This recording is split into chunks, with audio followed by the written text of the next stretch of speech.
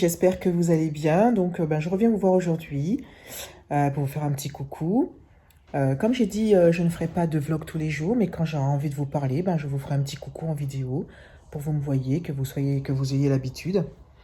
Alors, aujourd'hui, c'était une journée assez mouvementée. J'ai passé une journée éprouvante. C'est là qu'on se rend compte à quel point notre famille est indispensable et nécessaire. Bien, j'étais en train de voir son truc sur mon portable. Alors, j'ai eu des petits soucis de... Oula, pardon. J'ai eu des petits soucis de santé avec mon petit-fils. Mais Dieu merci, maintenant, on espère ça va mieux. La première partie, ça va mieux. Et puis, voilà. Et je me rends compte à quel point j'ai de la chance d'être au sein d'une équipe qui est vraiment efficace. J'ai des collègues vraiment d'une gentillesse incroyable qui ont tout fait pour que ça se passe au mieux. Et donc, si un jour ils passent devant cette vidéo, j'en serai éternellement reconnaissante. Ça m'a beaucoup touchée. Donc, ils ont fait ce qu'ils ont pu. Ma fille et mon beau-fils ont pu être rassurés, repartir un peu plus soulagés de savoir que leur bébé allait bien. Donc, voilà. Et nous, on continue aussi bonhomme de vie. Donc aujourd'hui, que dire de plus? Rien de particulier. Rien de particulier, donc non, j'ai rien à dire. Je sais pas.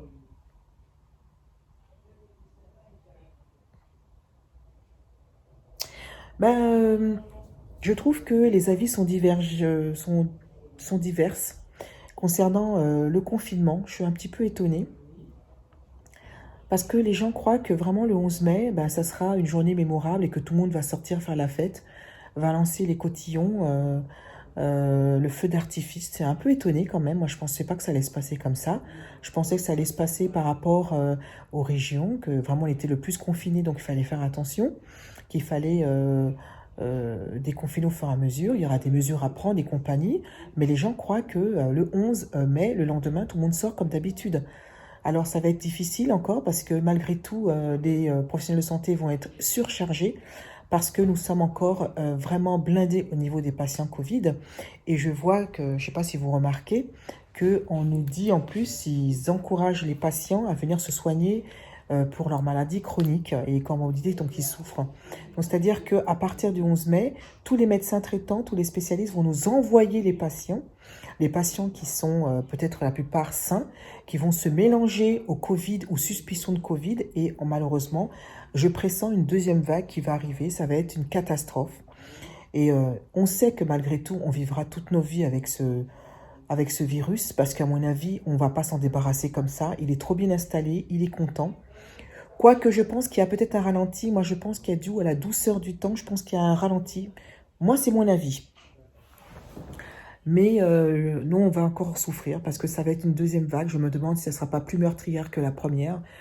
Et ça va être une catastrophe. On ne sait pas comment s'organiser parce que, voilà, il faut trouver des idées pour pouvoir ne pas mélanger tout le monde, pour faire comme on peut.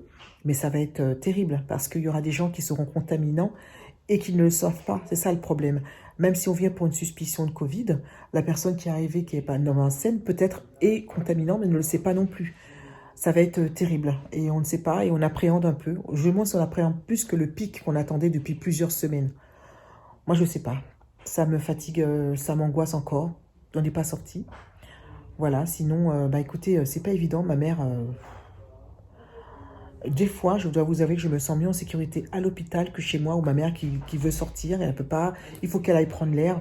Moi, ça m'angoisse. Elle a 78 ans, elle ne comprend pas qu'il faut faire attention, que c'est un virus qui aime particulièrement les personnes fragiles. Ma mère est fragile, elle ne comprend pas, voilà, qu'il y a des personnes malheureusement qui décèdent et qui sont tout seuls à l'hôpital. Donc, c'est une horreur. Donc voilà, écoutez, vous avez vu, 4 minutes 28. C'est le post le plus rapide de l'histoire. C'était juste pour vous dire ça. C'était la réflexion du jour. J'espère que vous allez bien. Écoutez, je vous embrasse. Et puis dites-moi ce que vous en pensez. N'hésitez pas à mettre votre avis. Je suis toujours là pour échanger, pour parler et pour débattre. Moi, j'adore les débats. Je vous fais de gros bisous. Et puis je vous dis à très bientôt.